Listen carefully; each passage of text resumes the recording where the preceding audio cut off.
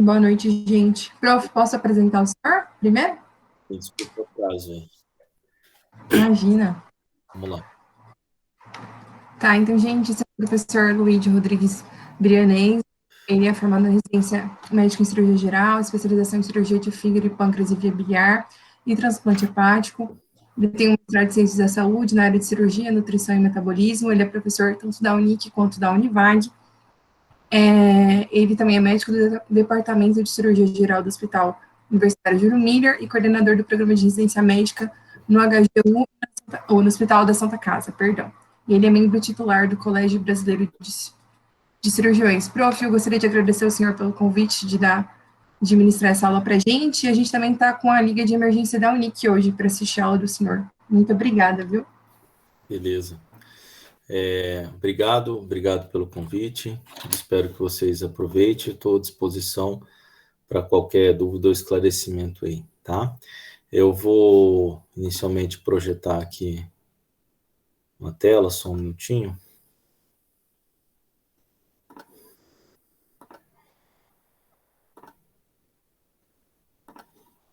E a gente já inicia. Aqui, prof.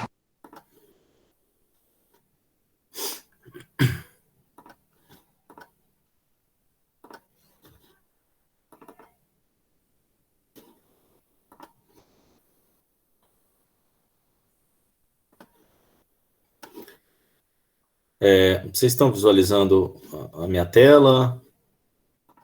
Sim, prof, está mostrando os arquivos do senhor. Não, está mostrando os... E o slide, não? Não, eu acho que Não. o senhor escolheu uma tela, tem que colocar a tela do computador inteira. Só um minuto. Agora sim, não? Ainda não, prof. Tenta parar a visualização e colocar de novo, prof. Uhum.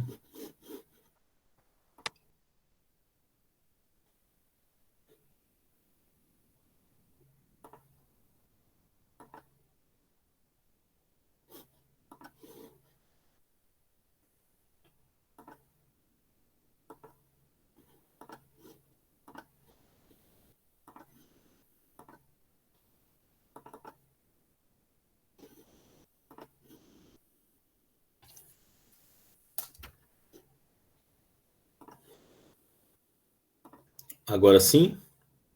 Agora sim, prof. Tudo certo. Estão vendo o primeiro slide de abdômen agudo, né? Sim. Ok. Então, dando início, nós vamos conversar hoje sobre abdômen agudo, né? Um tema muito importante dentro da emergência, tanto da emergência clínica quanto da emergência cirúrgica. A dor abdominal é uma das queixas que mais frequentemente levam, atualmente, os pacientes ao serviço de emergência hospitalar. Estima-se que mais ou menos 7 a 10% das consultas em um serviço de urgência sejam causadas por uma queixa onde a dor abdominal é a queixa principal. Vocês vão ver ao longo dessa conversa que eu tenho muitas patologias de tratamento clínico e muitas patologias de tratamento cirúrgico que levam a um quadro de abdômen agudo ou de dor abdominal em urgência. Então, por isso que eu disse inicialmente que é um tema muito importante tanto para o atendimento clínico quanto para o atendimento numa emergência cirúrgica. A gravidade desses quadros álgicos abdominais, eles são muito variáveis, desde patologia com uma gravidade ou sem gravidade, ou com uma gravidade pequena, até situações de maior gravidade.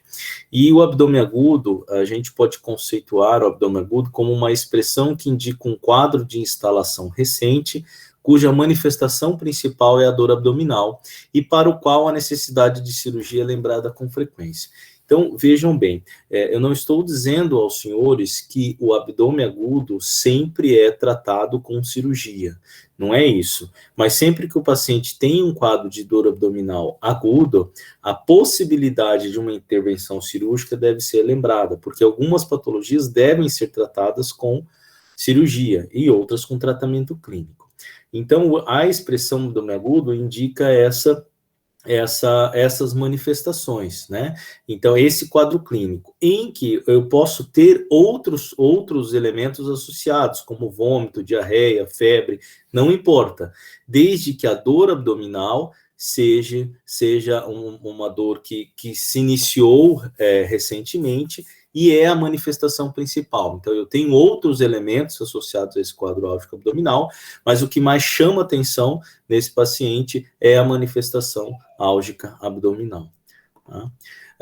Dentro do tema, dentro desse conceito de dor abdominal na emergência de abdômen agudo, eu tenho sinais e sintomas de dor e sensibilidade abdominal. Eu tenho, como disse os senhores, patologias cirúrgicas e não cirúrgicas que levam a esse quadro álgico. Eu tenho também patologias extra-abdominais, então, mesmo falando de dor abdominal, de um quadro de abdômen agudo, não necessariamente eu estou falando de uma patologia intra-abdominal. Vocês vão ver daqui a pouco que eu tenho manifestações abdominais de patologias sistêmicas ou de patologias extra-abdominais. Sempre lembrar, como disse, a possibilidade terapêutica cirúrgica de emergência, e o diagnóstico varia conforme vários elementos, inclusive conforme idade e sexo do indivíduo. Por exemplo, a apendicite aguda é uma patologia mais frequente em jovens. Já a obstrução intestinal, isquemia intestinal ou complicações da doença diverticular do cólon, como a diverticulite aguda, são mais frequentes do ponto de vista estatístico em indivíduos mais idosos. Então vejam que a idade, né, patologias podem ser mais frequentes em idades distintas. Por isso é importante a boa anamnese nesses pacientes. Bom, antes de falar dos tipos de dor abdominal, os exames, as manifestações, como que eu avalio esse paciente, vamos conversar um pouquinho sobre os conceitos básicos de dor, revendo lá a questão da fisiologia e da fisiopatologia. Vou fazer um parênteses aqui, vocês vão ver que ao longo dessa nossa conversa, aí de mais ou menos 50 minutos, uma hora, eu vou passar para vocês exemplo quando eu estiver conversando ou conceituando algum fator ou mostrando alguma coisa nesses slides, eu vou passar para vocês características e apresentações típicas de quadros álgicos abdominais.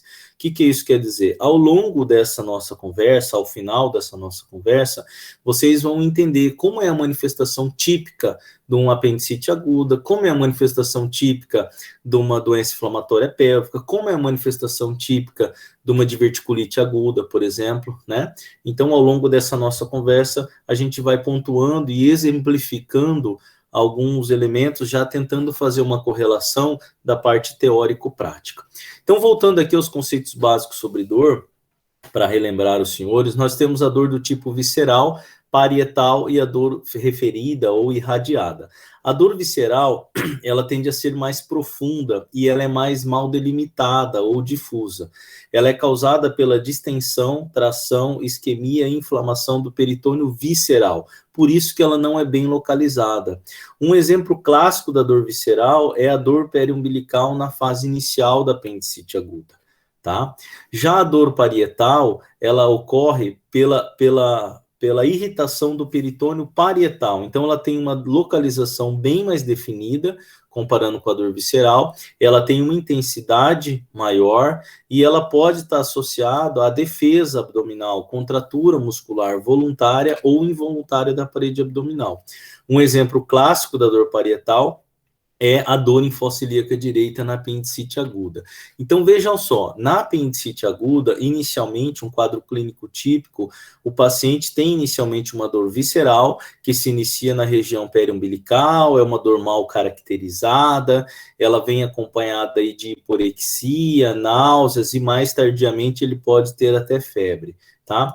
Horas depois, ou um dia depois, essa dor, ela migra, né, para fossa ilíaca direita, ou seja, ela se localiza na fossa ilíaca direita a partir do momento que eu tenho já a irritação do peritônio parietal nessa região.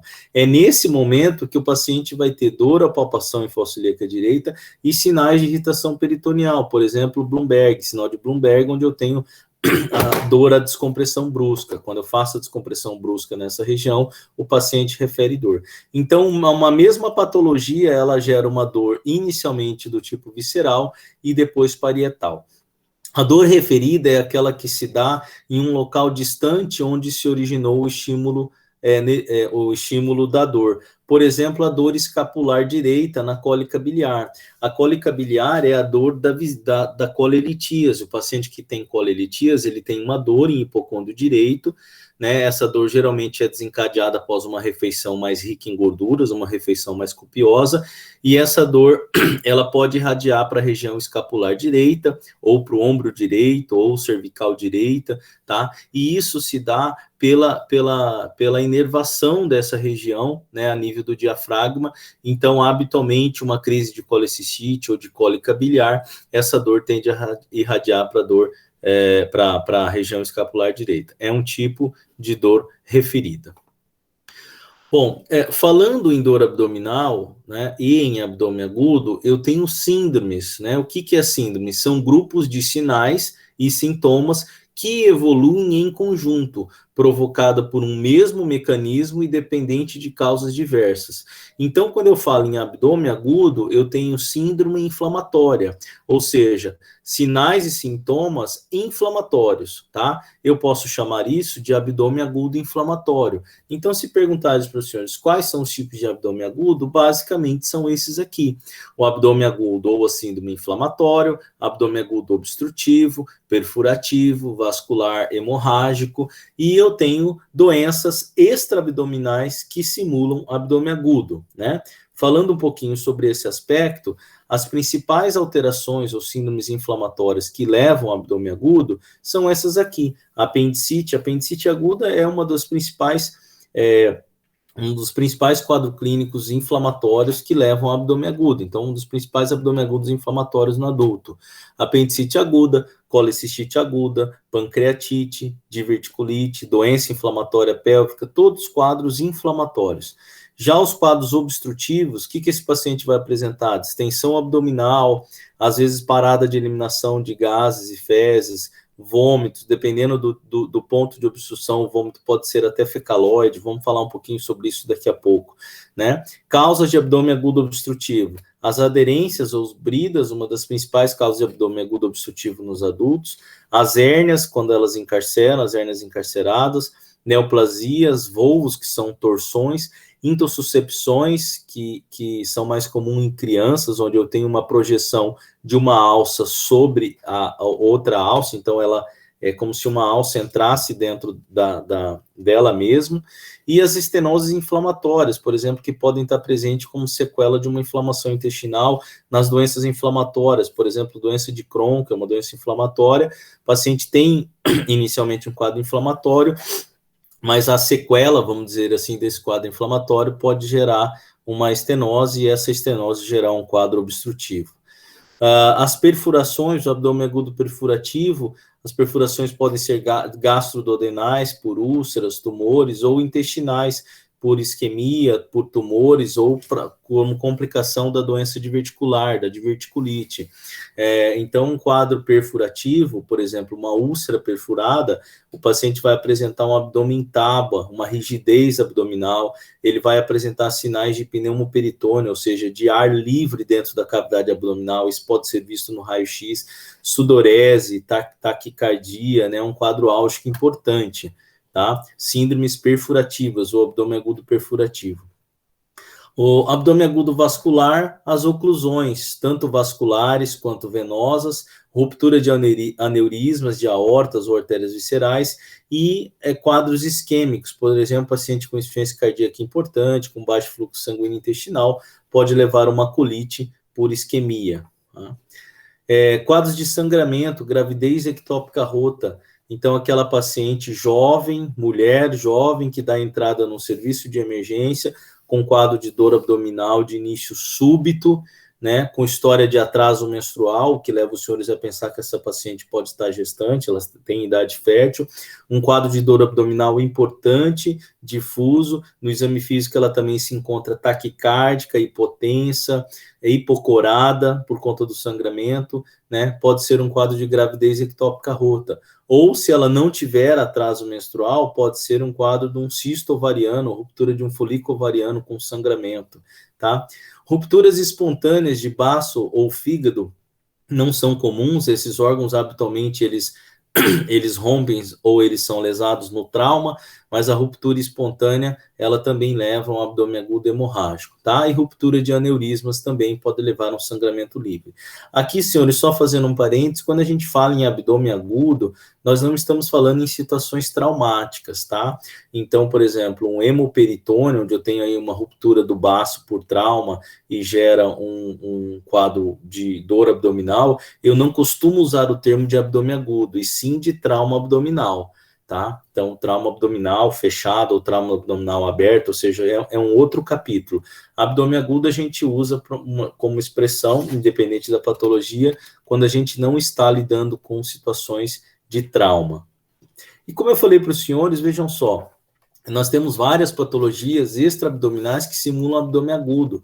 Uma pneumonia de base pulmonar, base direita ou base esquerda, embolia pulmonar, infarto agudo do miocárdio, paciente com infarto do miocárdio pode ter dor no epigástrico, outras alterações cardíacas como pericardite, infecções como herpes zoster, distúrbios metabólicos como numa diabetes descompensada ou cetoacidose, crises de anemia falciforme, de insuficiência suprarrenal, patologias que simulam, não são abdominais, elas são extra-abdominais, ou no caso, por exemplo, aqui como a cetoacidose, anemia falciforme, são patologias sistêmicas e causam um quadro clínico de dor abdominal importante, simulando um quadro de abdômen agudo. Né? Essas são as principais doenças de tratamento clínico que provocam dor abdominal aguda. Lembre que eu falei para os senhores, nem todo quadro de dor abdominal aguda ele é cirúrgico, embora sempre que eu tenho um quadro de dor abdominal agudo, a possibilidade de terapêutica cirúrgica de emergência deve ser aventada. Mas esses quadros, a pancreatite aguda não complicada, a diverticulite não complicada, a doença inflamatória pélvica, ovulação dolorosa, o comprometimento inflamatório pela doença de Crohn, cólica renal e ureteral, são quadros de dor abdominal que habitualmente são tratados clinicamente, tá? Claro que em algumas situações, a diverticulite, quando complica, esse paciente vai ser operado, a pancreatite, quando se transforma com necrose infectada, esse paciente é operado, o cálculo ureteral, dependendo do tamanho do cálculo, se esse paciente não melhora, ele é submetido a tratamento cirúrgico, mas inicialmente essas patologias são de tratamento clínico. Tá? Chamo atenção aqui para os senhores de uma patologia muito frequente nas emergências, que é a cólica renal ou ureteral. Tá? O paciente com cólica renal ou ureteral, ele tem geralmente uma dor, essa dor é lombar, geralmente unilateral, né? Lombar direito ou lombar esquerda, e ela tende a irradiar para a região do flanco ipsilateral, ou seja, né, uma dor lombar direito que irradia para o flanco direito, e essa dor tende a ir para a região genital, tanto no homem quanto na mulher. Esses pacientes, eles geralmente dão entrada no pronto atendimento dizendo que a dor começou recentemente, é uma dor que começa muito intensa, né, e súbita, é uma dor súbita, de início intensa, que você pensa até, às vezes pode até assustar, pensando numa gravidade, e geralmente não é uma patologia de grande gravidade, né? Lembre que eu falei que eu tenho quadros de gravidade variável, tá? E é importante entenderem que esse quadro álgico, essa dor realmente ela é intensa e ela é súbita. O paciente, às vezes, ele tem uma sensação, ele refere que ele fala assim, parece que eu quero urinar, parece que eu quero evacuar, né? Porque a dor, ela migra acompanhando o trajeto ureteral e indo para a região genital, tanto no homem quanto na mulher. Então, é um quadro bem marcante a cólica renal ou cólica ureteral, causada por cálculo, né? Por cálculo renal ou ureteral. Bom, aqui nesse quadro, esse quadro é extraído do UpToDate, do aplicativo, vejam que eu tenho várias causas extra-abdominais que causam dor abdominal. Já falei para vocês alguma delas, como causas cardíacas, torácicas, hematológicas, como anemias hemolíticas, anemia falciforme, distúrbios metabólicos, como uremia, como cetoacidose no diabético, né? Infecções como herpes zoster, osteomielite. Então, várias patologias extra-abdominais ou várias patologias sistêmicas que levam ao quadro álgico abdominal. Bom, todo paciente que dá entrada no serviço de emergência com quadro clínico de dor abdominal ou qualquer outro quadro clínico, ele precisa passar por uma avaliação pormenorizada. E essa avaliação sempre deve iniciar com uma boa anamnese, como vocês sabem. Então, é muito importante a gente caracterizar essa dor. Vocês já viram que eu dei alguns exemplos de dor aqui para vocês, falando de localização, de como é a intensidade, de como ela inicia, para onde ela vai, ou seja, irradiação. Então, é muito importante a gente caracterizar esses elementos. A localização da dor, a irradiação, a intensidade no início, ou se ela ou como ela iniciou e evoluiu. Às vezes é uma dor que inicia já forte subitamente, como o exemplo da cólica renal, às vezes é uma dor que inicia mais leve, irradia e migra, como a dor da apendicite aguda, né? Fatores que desencadeiam a dor, que agravam a dor, que melhoram a dor da cólica biliar, por exemplo, é desencadeada por uma alimentação gordurosa, né? A dor da pancreatite aguda pode ser atenuada com uma posição antálgica, quando o paciente curva o corpo para frente, a posição genopeitoral.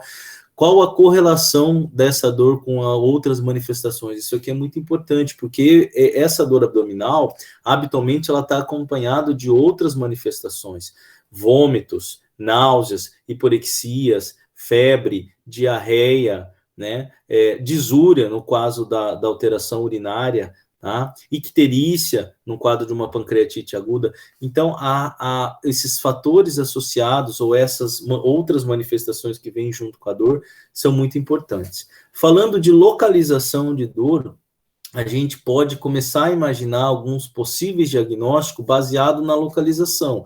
Por exemplo, patologias que habitualmente dão dor em quadrante superior direito.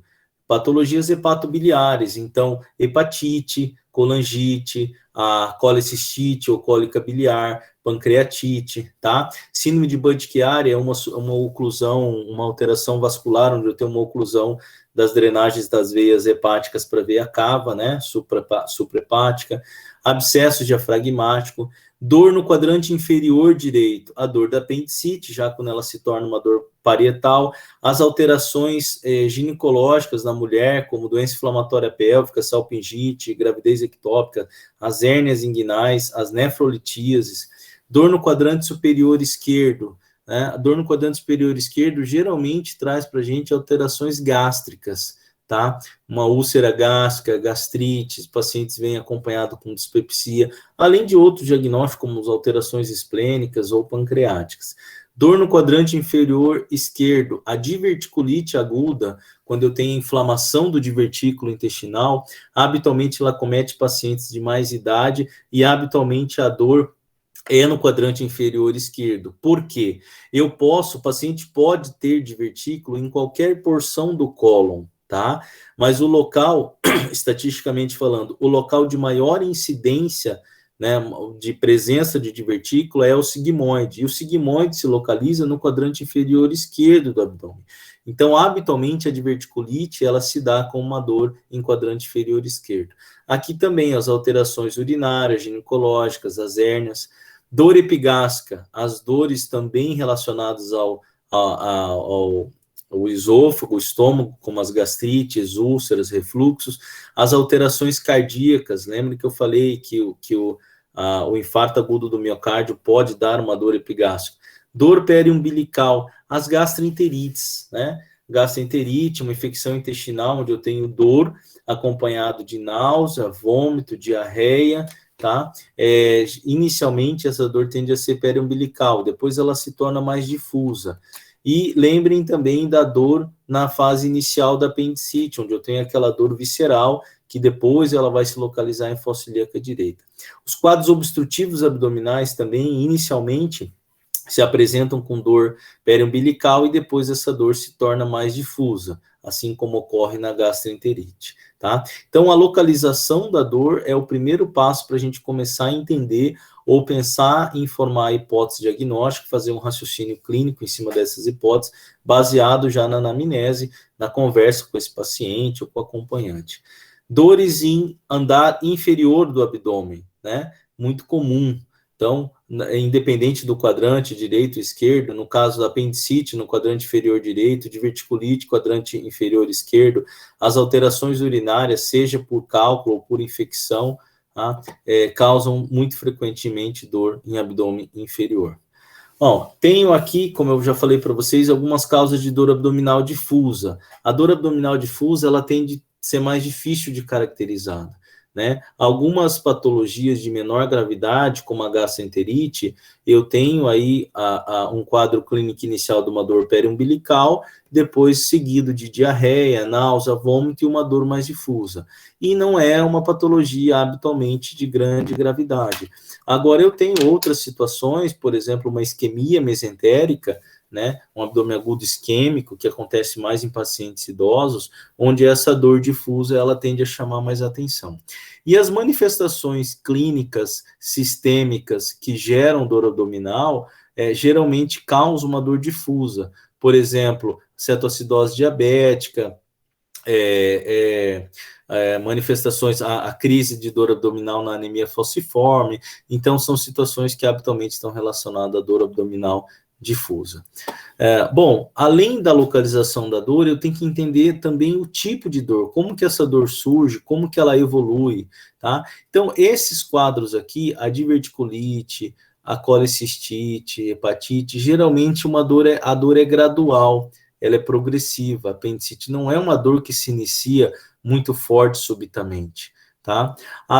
Outras dores, elas já são do tipo em episódios, ou seja, eu tenho períodos de maior dor, depois essa dor alivia. Então, como se fossem cólicas ou cãibras, por exemplo, a cólica biliar.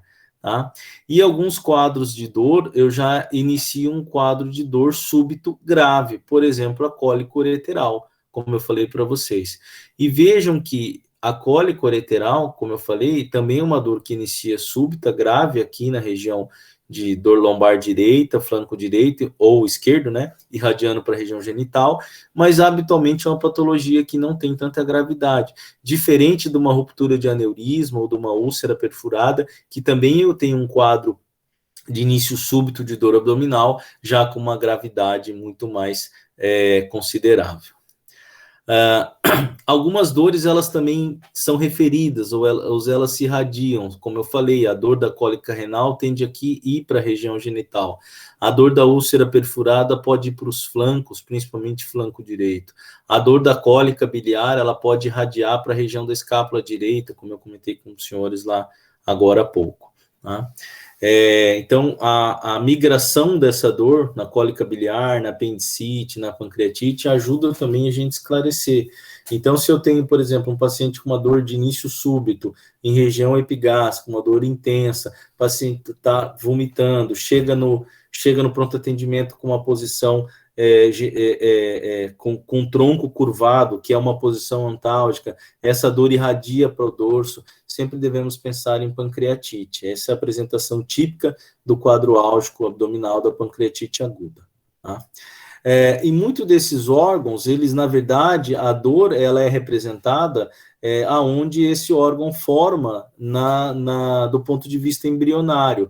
Por isso que, por exemplo, o apêndice, ele inicia com uma dor periumbilical. E eu vou ter depois a dor em fossa ilíaca direita só após eu ter a irritação peritoneal nessa região, tá? E assim, isso é válido para os outros órgãos, estômago, pâncreas, a parte renal, ureteral, tá? Então, de acordo com a formação desses órgãos no período embrionário, eu tenho a posição e localização do quadro álgico abdominal.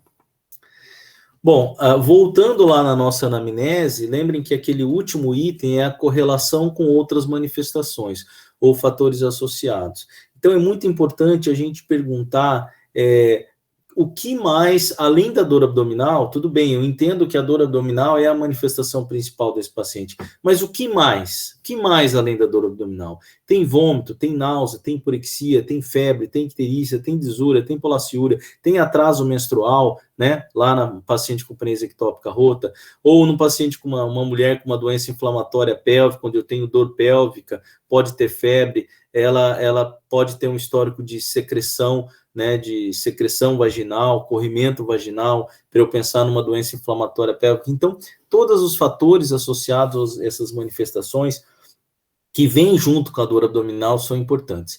E é importante eu caracterizar, vocês caracterizarem isso quando for conversar com o paciente, em que momento surgiu essas manifestações. Vou dar alguns exemplos. A dor abdominal antecedendo vômito e febre, ela é comum na apendicite aguda, tá? Já na gastroenterite, geralmente o vômito antecede a dor. Então, é aquele paciente que ele faz seja uma gastroenterite viral ou até por uma ingesta alimentar, uma intoxicação alimentar. Primeiro ele inicia vômito, depois ele vai ter uma manifestação álgica importante, né? Diferente aqui do quadro da apendicite. Nos quadros obstrutivos, quando a obstrução é mais alta do trato gastrointestinal, ou seja, eu tenho uma obstrução acima do ângulo de Treitz, esse paciente tem uma distensão abdominal não tão importante, mas ele tem vômitos mais precoces, né? Porque a obstrução é mais alta. Já quando a obstrução é mais baixa, por exemplo, eu tenho um tumor de cólon causando uma obstrução, esse paciente vai ter mais distensão abdominal comparado com o anterior, e os vômitos são mais tardios. Primeiro ele vai ter uma parada de eliminação de gases e fezes, depois ele vai distender, por último ele vai vomitar, e esse vômito pode ser de aspecto fecaloide. Então vejam a diferença da apresentação de dois parâmetros, ou de dois elementos, que são os vômitos e a distensão abdominal, que dependendo de como isso se apresenta, eu posso diferenciar se é uma obstrução mais alta do trato gastrointestinal ou uma obstrução mais baixa. Febre alta precoce em paciente com dor abdominal, pensar em quadros infecciosos, tá? Por exemplo, pielonefrite, colangite aguda, quadros que a dor abdominal surge secundária a um quadro infeccioso e não só inflamatório, tá? A pancreatite, por exemplo, é inflamatória, tá? Agora, uma pielonefrite, uma colangite são quadros infecciosos, onde eu já posso ter, junto com a dor, o início de uma febre alta já na fase precoce de manifestação clínica, tá?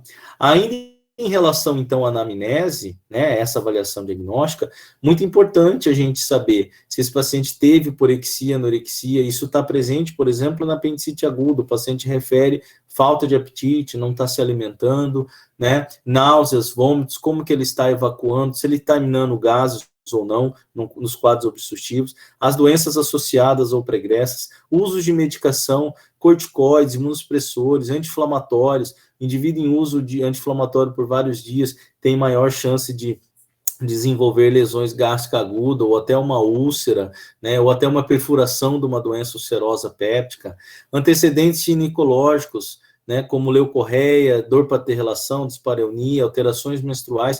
Por quê? Com isso aqui eu posso ajudar, junto com o quadro álgico abdominal, numa mulher, eu posso pensar em doença inflamatória pélvica, ou uma preense ectópica rota, ou um cisto de ovário roto, sintomas urinários, disura, policiúria, eliminação de cálculo, pensando nas causas urinárias que geram dor abdominal, como pielonefrite, cistite, nefrolitíase, ureterolitíase. Então, sempre importante a gente perguntar todos esses elementos. Então, lembrem, não caracterizem somente a dor abdominal, mas todos esses elementos e como eles surgem. Quando que ele veio o vômito? O vômito veio antes da dor, veio depois? Ah, é um paciente que está obstruído, ele está distendido, o vômito é fecaloide, o vômito foi precoce, foi tardio, tá? Então, tudo isso é importante ainda na anamnese. E depois da anamnese, a gente vai passar para o exame físico desse paciente, tá? O exame físico é importante avaliar o estado geral, sinais vitais, né? Lembre que pacientes com abdômen agudo por sangramento, eles podem ter hipotensão, eles podem ter taquicardia, eles podem estar hipocorado, né? Por conta de sangramento. O exame abdominal, ele sempre deve seguir essa sequência. Primeiro a inspeção, depois a ausculta, depois a percussão e depois a palpação. O exame ginecológico e o exame proctológico, ou seja, o toque retal, também fazem parte do exame abdominal, também fazem parte da avaliação com o paciente com abdômen agudo. Porque, por exemplo, na mulher com dor pélvica e uma doença inflamatória pélvica, você vai ter a mobilização do colo do útero, né, que caracteriza aí um quadro de doença inflamatória pélvica. tá?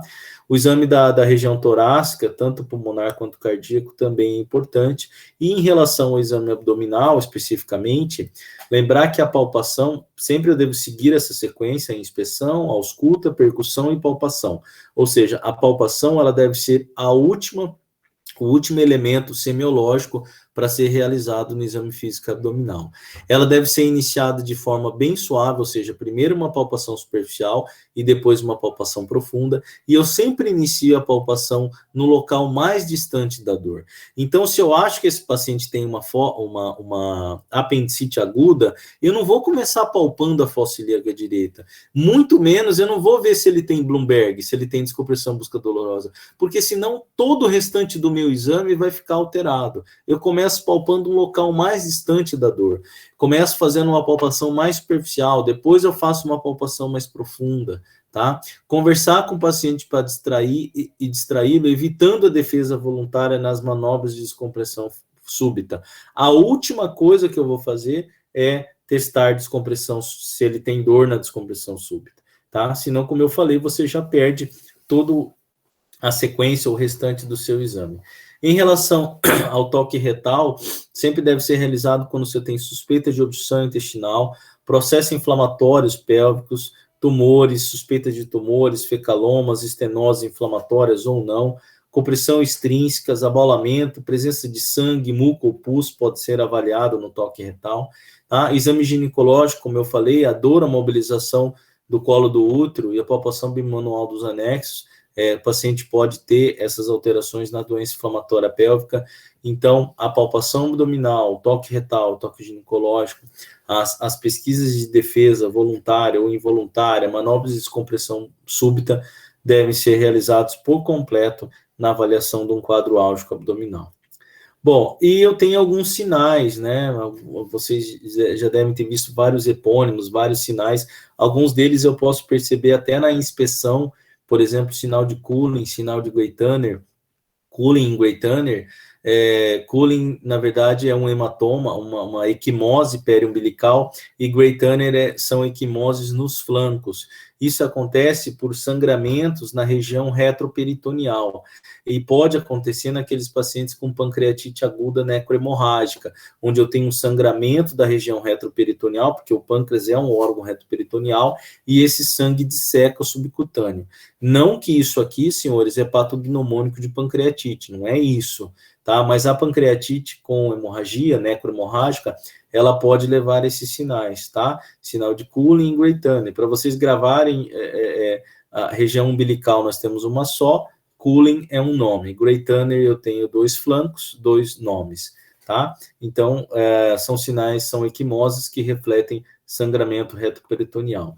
Esse quadro aqui, ele é extraído do Sabiston, livro de referência para a cirurgia, que inclusive vocês podem ler como complemento a essa nossa conversa, e ele traz vários epônimos de sinais do exame abdominal. Algum deles você já conhece, né?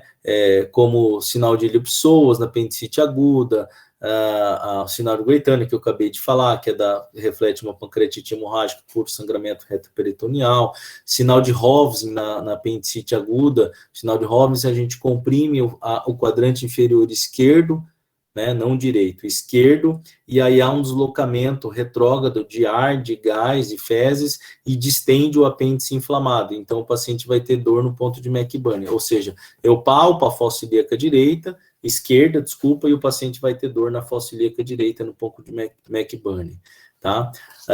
Vários sinais, a tríade de Charcot, presente na colangite aguda, onde o paciente tem febre, icterícia, dor abdominal, tá? Então, eu tenho Bloomberg, que é muito conhecido, reflete inflamação peritoneal, sensibilidade da parede abdominal de rebote transitório, ou seja, eu tenho dor, a descompressão brusca por irritação do peritônio parietal, tá? Então, são vários epônimos, vários nomes que sinalizam no exame, na história, no exame clínico abdominal, para alterações que refletem abdômen agudo.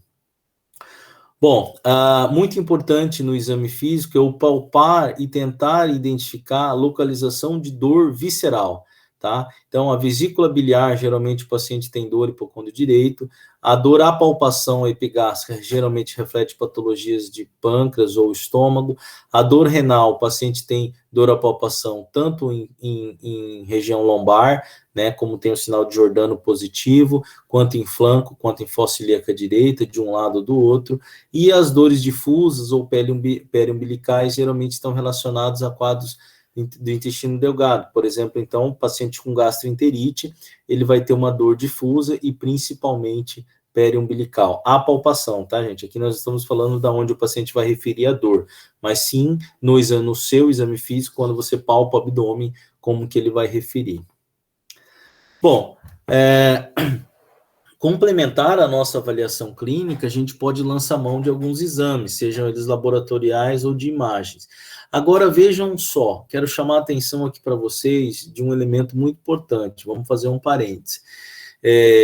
Até agora, eu já comentei com os senhores a apresentação típica de vários quadros abdominais, a saber, colelitíase, pancreatite aguda, apendicite aguda, úlcera péptica perfurada, as doenças urinárias como nefrolitise, ureterolitise, infecção urinária, as doenças ginecológicas como prensa ectópica rota, cisto de ovário roto, doença inflamatória pélvica, tá? Alterações gástricas como gastrite, doença do refluxo, manifestações abdominais de patologias extraabdominais. Então, eu comentei com vocês como que esses pacientes se apresentam habitualmente. Claro que habitualmente, às vezes eu tenho dificuldade, às vezes é um quadro atípico, mas como que esses pacientes se apresentam habitualmente com várias patologias. Eu prometi isso para vocês e estou comentando.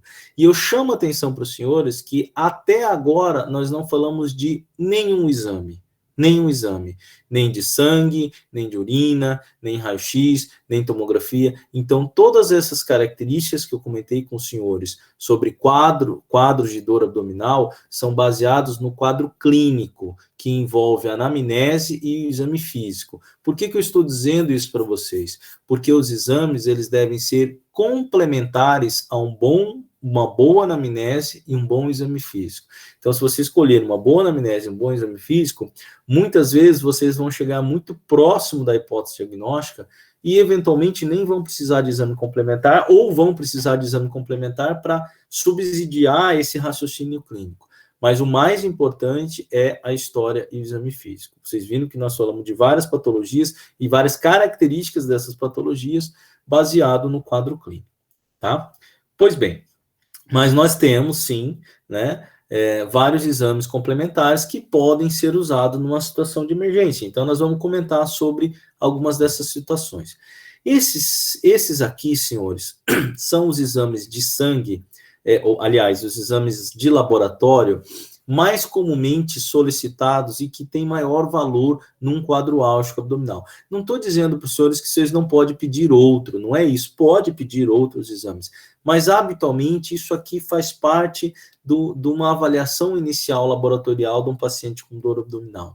Hemograma, né?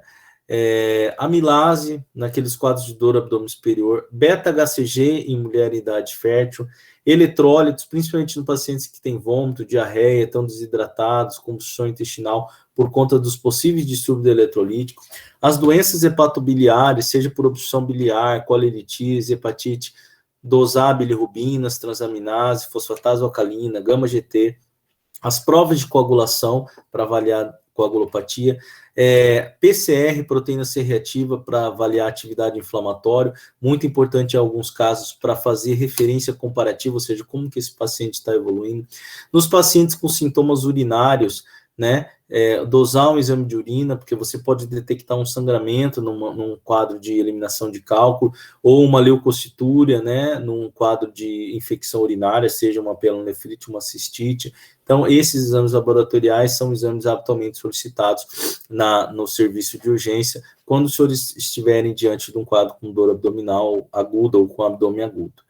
Radiografia de tórax, ela é útil nesses quadros para avaliação cardiopulmonar, né, para avaliar a pneumonia de base, elevação das hemicúpulas diafragmáticas, derrame pleural, aneurisma e um sinal muito importante, que é o sinal de ar subdiafragmático, ou pneumoperitônio. O que dá pneumoperitônio? Situações onde eu tenho perfuração de vísceras ocas abdominais, ou seja, abdômen agudo perfurativo, uma úlcera gástrica que perfurou, uma úlcera duodenal que perfurou, um tumor de cólon que perfurou, tá? Esse ar se extravasa para a cavidade abdominal e eu tenho esses sinais no raio-x, que é ar subdiafragmático ou sinal de pneumoperitônio, tá? Isso ajuda no diagnóstico do abdômen agudo perfurativo. A radiografia de abdômen, ela pode ser solicitada em ortostatismo, em decúbito dorsal e lateral esquerdo, é útil para avaliar o padrão gasoso do tubo digestivo, sinais de obstrução intestinal, onde eu posso ter um ponto de transição de uma alça mais distendida para uma alça menos distendida. Também eu posso visualizar pneumoperitônio, né, ou ar na vesícula, nas vias biliares, em quadros infecciosos hepatobiliares. Aumento da densidade, que pode estar relacionado a líquido livre, ou alguns tumores, lesões expansivas. Apagamento do músculo psoas, ou dos rins, e o apagamento do músculo psoas do lado direito pode ser visto na apendicite aguda, onde eu tenho, por um processo inflamatório, numa radiografia de abdômen, eu tenho mais dificuldade de identificar o psoas direito, comparando com o psoas esquerdo, então pode ser um sinal inflamatório. Calcificações em topografias de algum órgão, principalmente no sistema urinário. As litíases urinárias, geralmente, elas apresentam calcificações que podem ser vistas, inclusive, na radiografia simples de abdômen. Alguns corpos estranhos nas lesões intestinais também podem ser visualizados nesse exame, que é um exame muito simples e altamente disponível.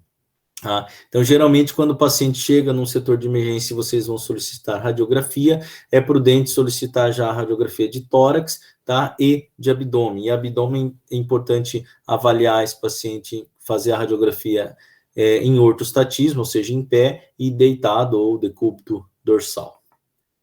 Aqui um exemplo de uma radiografia de abdômen mostrando sinais de obstrução intestinal. Vejam que eu tenho um aumento das alstrações, né, sinalando que essa alça tem uma peristalse mais evidente, um sofrimento, e níveis, sinais de níveis, né, que refletem quadros obstrutivos, tá? Ultrassom de abdômen, muitas vezes, é um exame de primeira escolha, por ser um exame muito disponível, ter baixo custo, não tem radiação ou nefrotoxicidade como a tomografia. O ultrassom, senhores, ele é muito útil para avaliar doenças ginecológicas, doenças da vesícula biliar e doenças do aparelho urinário, tá? Essas são as principais indicações em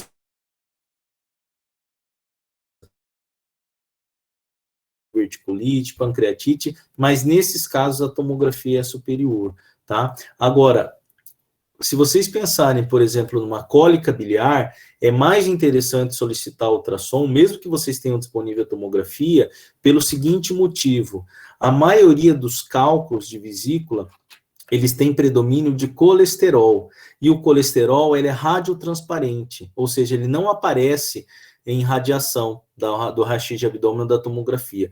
O cálculo visto em radiografia, cálculo de vesícula, tá? Visto em radiografia ou em tomografia, é porque ele tem mais pigmentos cálcicos ou biliares. Só que, estatisticamente falando, esses cálculos são a minoria. A maioria dos cálculos, eles têm predomínio de colesterol. E o colesterol, ele não vai aparecer na tomografia. Então, se a sua suspeita é que o paciente tem uma cólica biliar, tá? É melhor solicitar ultrassom de abdômen. A tomografia, aqui no ultrassom de abdômen, mostrando, então, portanto, a vesícula biliar com cálculo biliar, tá?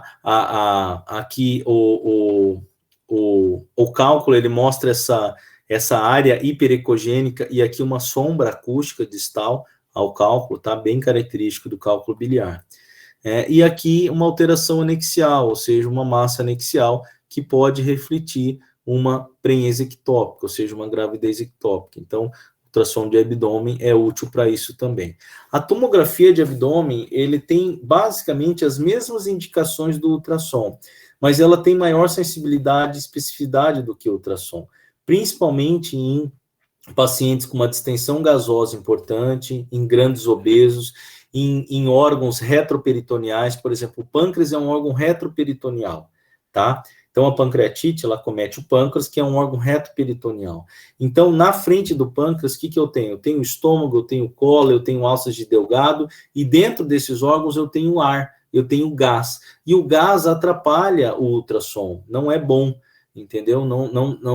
Então, os órgãos retroperitoneais, eles não são tão bem vistos pelo ultrassom como são pela tomografia.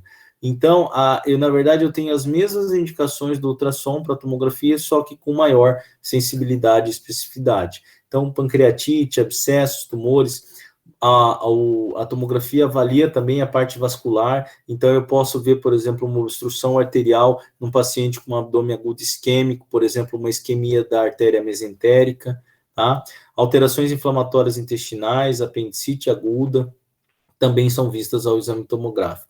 Aqui, um apêndice reto secal, um espessamento da luz do apêndice, né, que reflete um quadro de apendicite aguda na tomografia. E como eu disse para os senhores, é um ótimo exame para estudo vascular.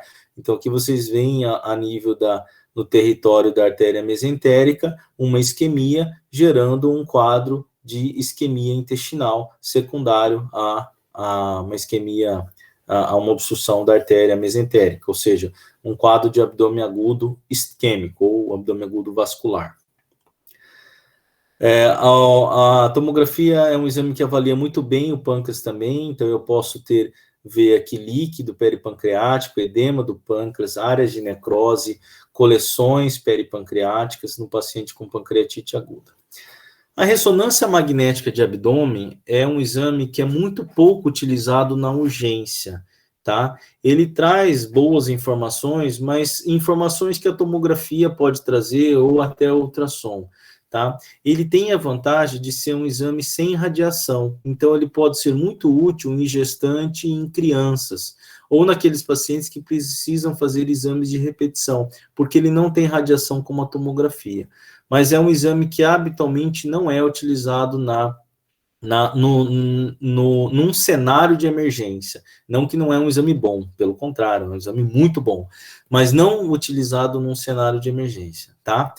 A colangiorressonância, ou seja, que é a ressonância magnética do abdômen com reconstrução da via biliar, eventualmente pode ser usado nesse cenário de emergência naqueles pacientes onde você tem uma doença, você suspeita de uma obstrução biliar, ou um tumor biliar, um tumor levando a uma obstrução biliar, ou um cálculo, uma coletocolitise, e esse paciente tem um quadro infeccioso associado, ou seja, nas colangites, tá? E aí é um exame que ganha um pouco de valor dentro desse cenário. Mas esses são casos muito pontuais, habitualmente não é um exame solicitado frequentemente no serviço de emergência.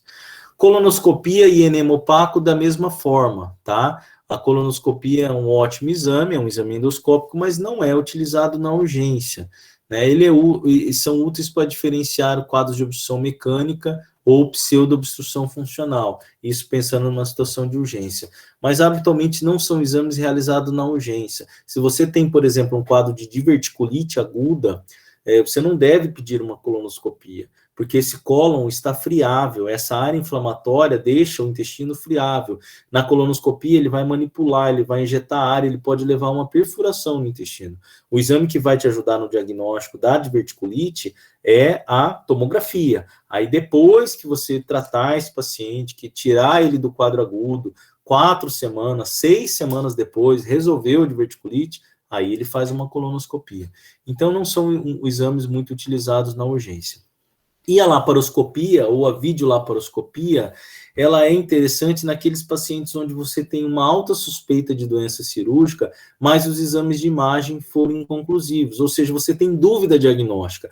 Por exemplo, você acha que aquele paciente tem apendicite, é uma mulher, uma dor hiposcilíaca direita, fez a tomografia, o apêndice está um pouquinho permeado, mas no limite, e você fica em dúvida, né, se realmente tem apendicite ou não, você pode usar a laparoscopia como método diagnóstico. Por quê? Porque você evita uma laparotomia, permite a revisão da cavidade, e eventualmente você pode achar um outro quadro, um outro foco de dor abdominal, e ela pode ser terapêutica, ou seja, nesse caso você pode ir lá pela laparoscopia, fazer uma apendicectomia por vídeo, né, resolver o problema do paciente, e ele passou de um método diagnóstico a ser terapêutico. Então, ela é interessante naqueles casos, como diagnóstico, tá, gente? Estou dizendo como diagnóstico, ela é interessante nesses casos onde há dúvida diagnóstica. Como tratamento, ela pode ser empregada em vários casos. Hoje, a maioria das apendicectomias, por exemplo, elas são por videolaparoscopia, mas aí nós estamos falando de uma outra situação. Aí nós estamos falando já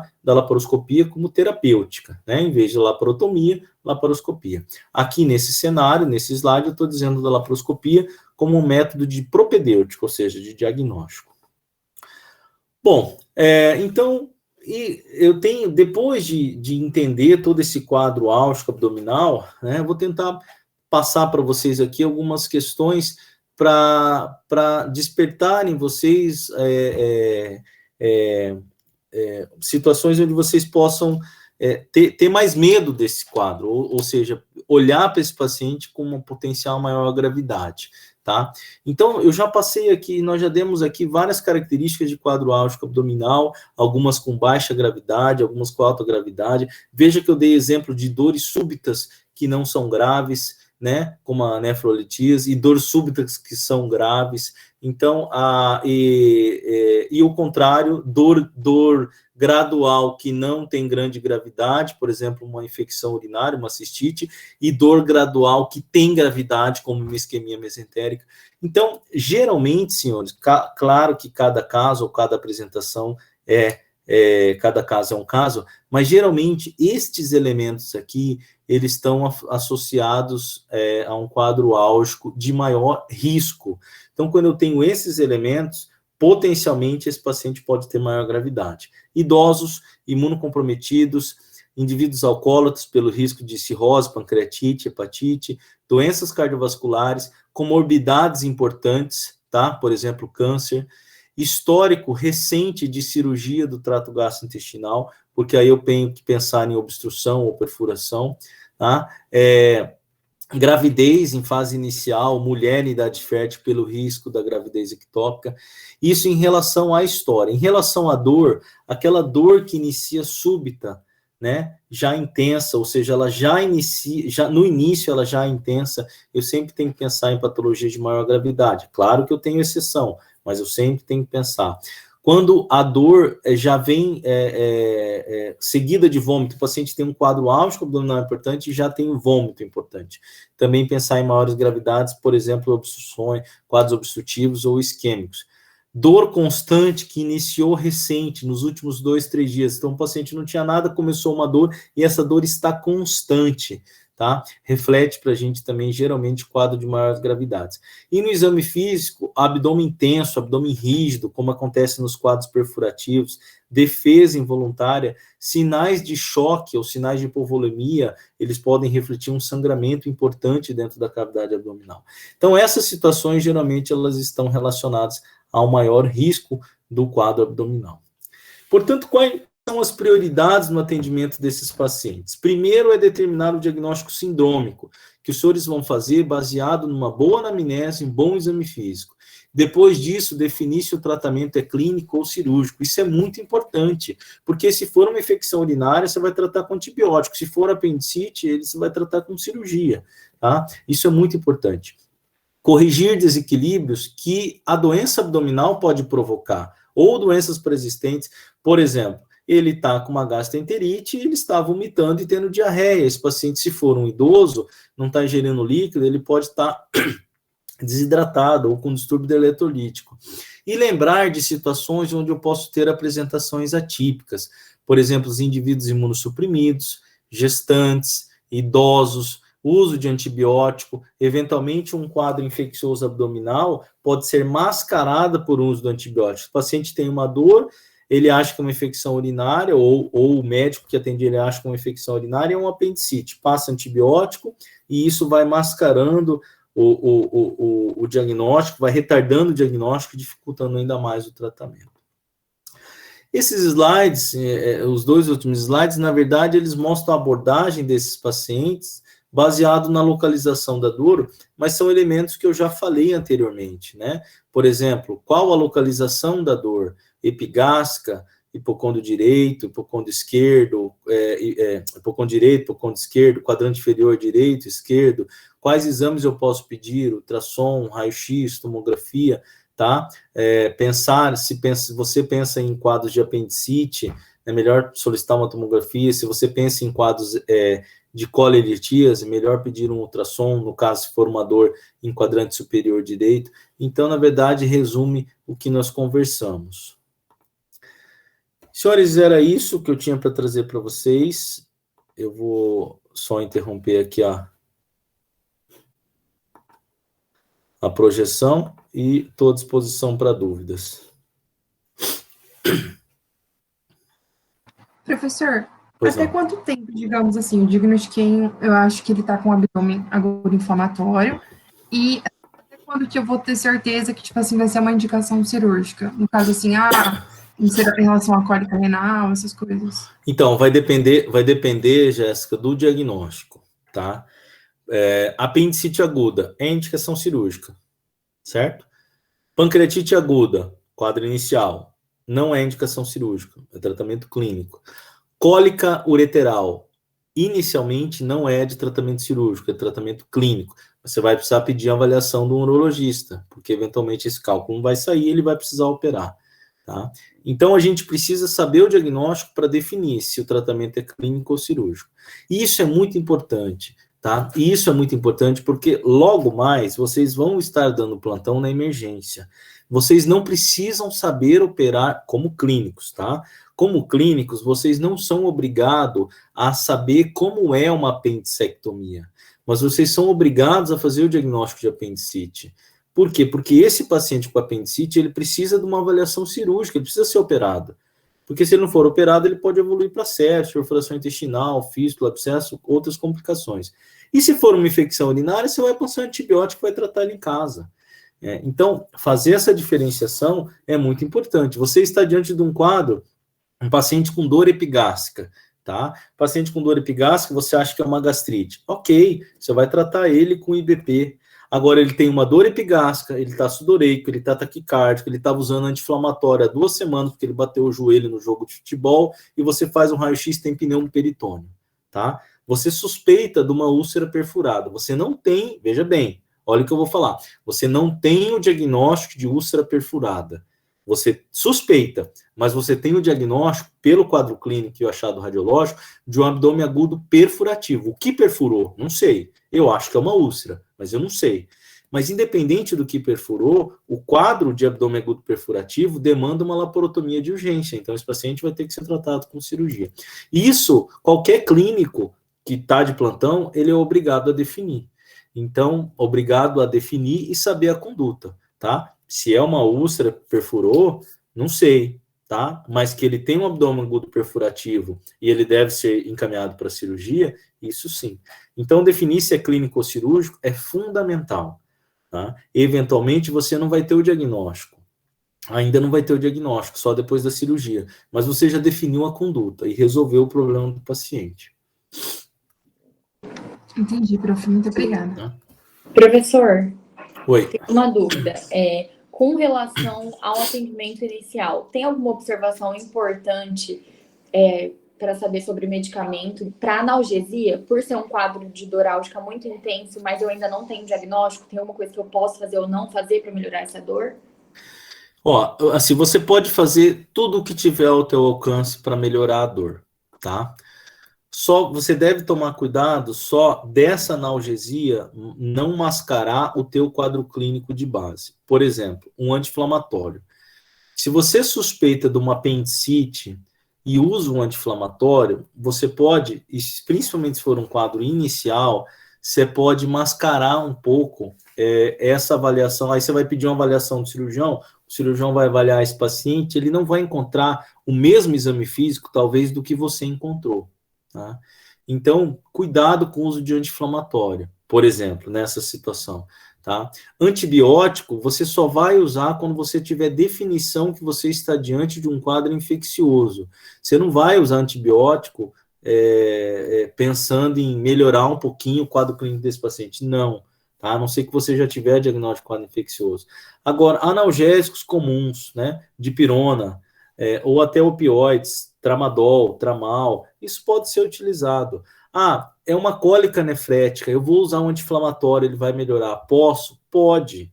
Vai alterar o exame físico? Não, esse paciente vai melhorar. Ele vai ser, é uma patologia de tratamento clínico, né? Ele só vai para a cirurgia se o cálculo for grande, não eliminar, aí é depois com o urologista, tá? Então, via de regra, numa fase inicial, analgésico comum, tipo de pirona, e se é uma dor mais intensa, pode usar tramadol, pode usar até morfina, tá? Não é muito interessante, mas tramadol, ok. Nas patologias hepatobiliares, pancreatite, obstruções de via biliar, deve-se evitar um pouco opioide, principalmente morfina, porque eles tendem a fazer uma contração do esfíncter de Oddi, e aí você pode piorar esses quadros colestáticos. Mas, via de regra, nas outras patologias, não. Certo, professor. Obrigada. Finalmente. Algo mais, pessoal? Acho que é isso. Acho que é isso, então, prof. Muito obrigada pela aula, viu? Pela disponibilidade, foi muito boa. Beleza, eu que agradeço, estou à disposição, se precisarem de mim. Vocês comentaram que tem alunos da Unic e da Univag, né? É isso, né? Então, isso, prof. As duas ligas de emergência. Tanto em uma quanto em outra, estou sempre à disposição dos senhores. Obrigada, prof. Okay? Foi ótima aula. Obrigada, professor.